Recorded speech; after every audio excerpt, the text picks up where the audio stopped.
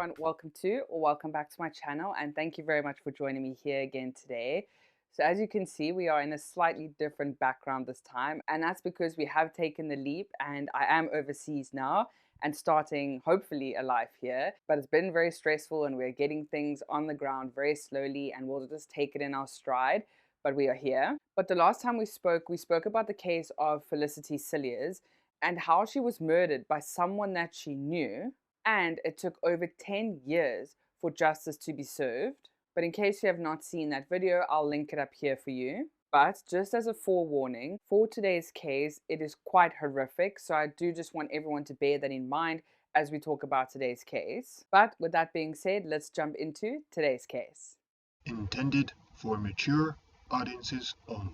Our case today takes place in Brakpan in Gauteng province of South Africa, where a young 4-year-old girl lived with her mom in a flat in Brakpan. Young Jasmin-Lee Pretorius was very close with her mom and also loved her dad very much. Her mom and dad did live separately, but the love between father and daughter was very strong. Jasmine's dad lived with Jasmine's grandmother in a home also in Brakpan, and Jasmine's dad Mornay did have another partner who he would often visit. But Jasmin-Lee was loved by everyone that she knew, and she was also described as a ray of sunshine who always brightened up every room.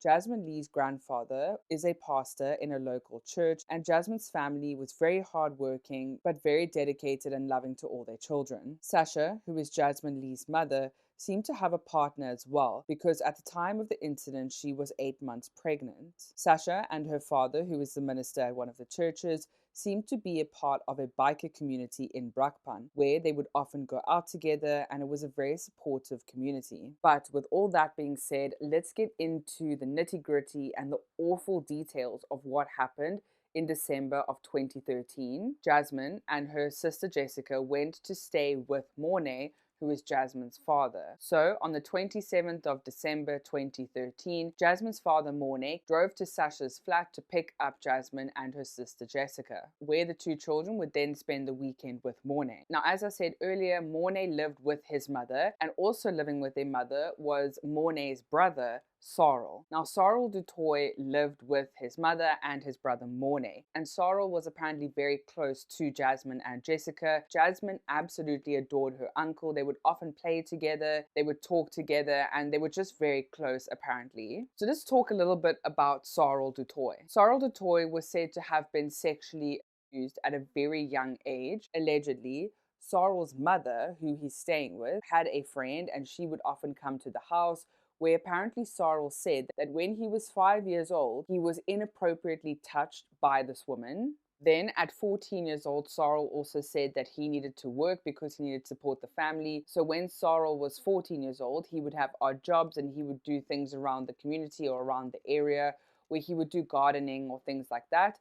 And while he was gardening at another woman's house, he then reported that he was also sexually assaulted here by this woman. So Sarel allegedly had an incredibly tough upbringing and a very tough life. There was not a lot of information whether this happened to Mornay as well, but it seemed like most of it happened to Sarel. But when Sarel was 17 years old, he started dating men for the first time. So Sarel would describe himself as having to take extra classes, and he described himself as being in a special school. And he was in the school since the age of 16, where he would need help, particularly in reading and writing. But even though Sarel really struggled to read and write, according to other people, he was exceptionally good at maths. Later on in the trial, Sarel would also describe his mom as often dropping him on his head as a baby. He would say that his mother would often do this, and one time she dropped him on his head so hard that his skull cracked and no one took him to the hospital. He also described himself as depressive and very aggressive, and said that he would often try and take his own life.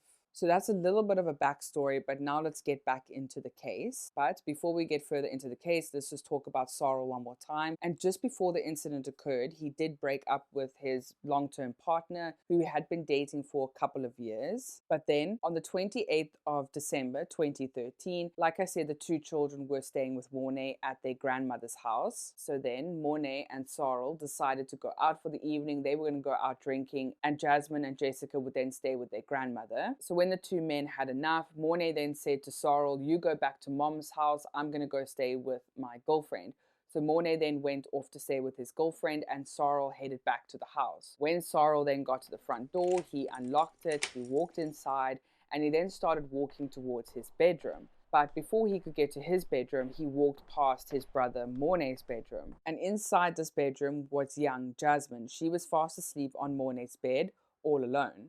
Sarl then allegedly said that he walked into Mornay's bedroom. He then started touching Jasmine very gently and inappropriately.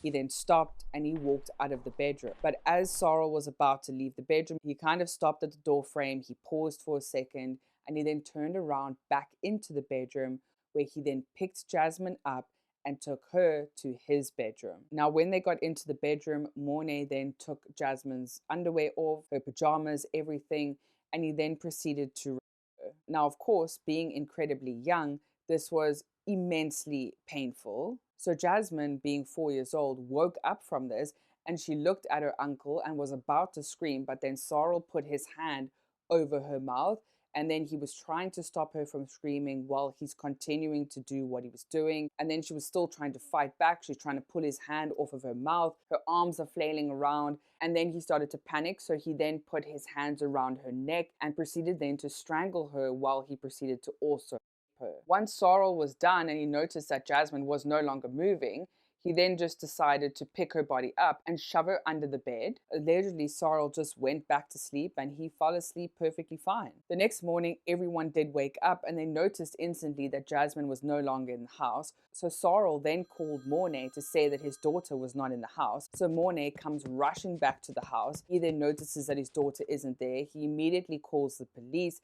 The police come to the house. They're looking everywhere. They obviously didn't look that well because she was under Sarl's bed. But then the police noticed that Sarl was acting very strangely. Yes, he was cooperative, but he was kind of alone in the corner most of the time. He wasn't very interactive.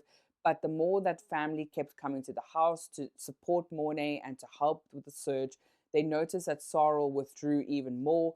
So they kept an eye on him, and then they kept asking him, do you know what happened? You and your mom were the only adults that were here. What happened to Jasmine? And the more and more that they kept pressing Sarl, he eventually snapped and said, yeah, she's under my bed. So the police did go under Sarl's bed and they looked under the bed, and lo and behold, the body of young 4-year-old Jasmine was just stuffed under the bed, still naked from the waist down, allegedly. When the police asked Sarl why he did what he did, he just said, quote, it was a spur of the moment. Now, bear in mind, at the time, Sarl was roughly between 23 and 25 years old.